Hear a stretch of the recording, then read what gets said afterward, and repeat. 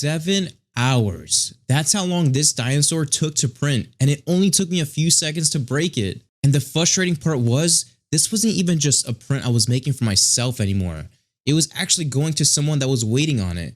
So yeah, let me just back up a little bit. Hey, what's up everyone? My name is Chris from Solid Realm Studios. And so if you saw my last video, I talked about getting my first customer for some of these 3D printed dinosaurs. And one of the things that really surprised me was that she didn't just want the first set, she actually wanted more. You know, for me, that was exciting. It was just cool knowing that somebody liked something I made enough that they wanted another set of them. And I wouldn't necessarily say I felt pressure from her, it was more so the pressure I was putting on myself. Because the one thing I've been trying to work on is holding myself to a better and higher standard. You know, there have definitely been times where I felt like I've accepted lower standards for myself. And with somebody now actually paying me for something I'm making, I wanted to make sure I was doing it right. So I went back to the same wood filament I had used for the first set. And this was actually the same filament my girlfriend got me for Christmas. And the first set printed pretty well. So I figured I'd just keep on going. And that's where the problems all started.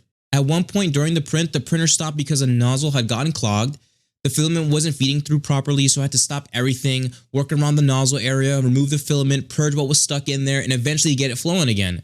At the time, I thought, okay, we should be good. So I resumed the print. But when it started back up and the print had finished, the layers were not lined up properly anymore. They had shifted just enough that the prints were not usable anymore. So instead of losing one, I lost all three.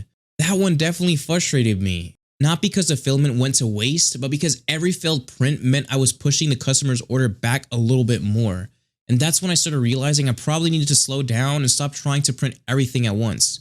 So I tried again, and that next set actually came out fine. And after that, I looked at what was left on the roll and thought I had enough to get another group going.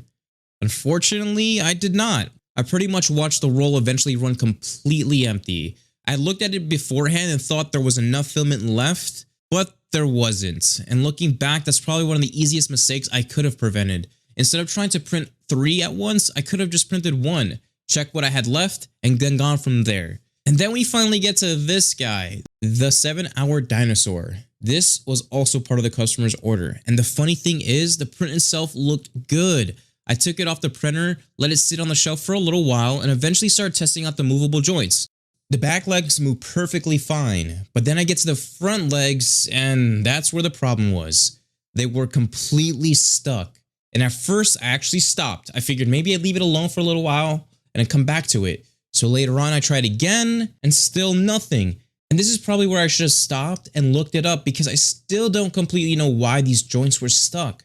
Maybe something was fused together during the print. Maybe there was something in the settings. You know, I'm not entirely sure, kind of still figuring that part out, but instead of researching it, I thought it probably just needed a little more pressure. So I pushed a little harder and yeah, it broke.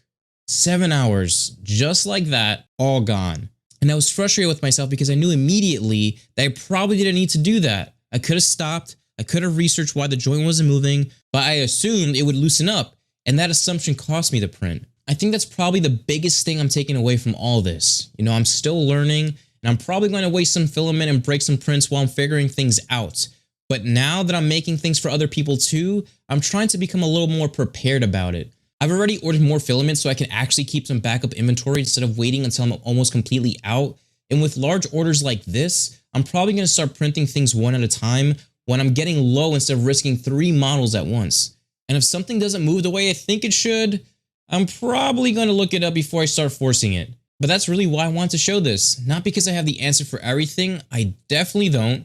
I'm showing it because this is what learning 3D printing has looked like for me. Some prints work, some don't. Sometimes I know exactly what went wrong, and other times I'm still trying to figure it out. So if you know why something like these front joints might have gotten stuck, definitely let me know in the comments below because I'd actually like to understand what happened. And if you're newer to 3D printing too, hopefully you can learn from some of the mistakes I'm making along the way. And if you've been printing for a while, you've probably had one of these moments happen already. Either way, I appreciate you hanging out with me. I'll keep documenting the stuff as I learn it, one day at a time. And if you really like content like this, hit that subscribe button. If you want to show your support even more, hit that like button. Thank you all so much. Have a blessed day, and I'll see you all in the next one.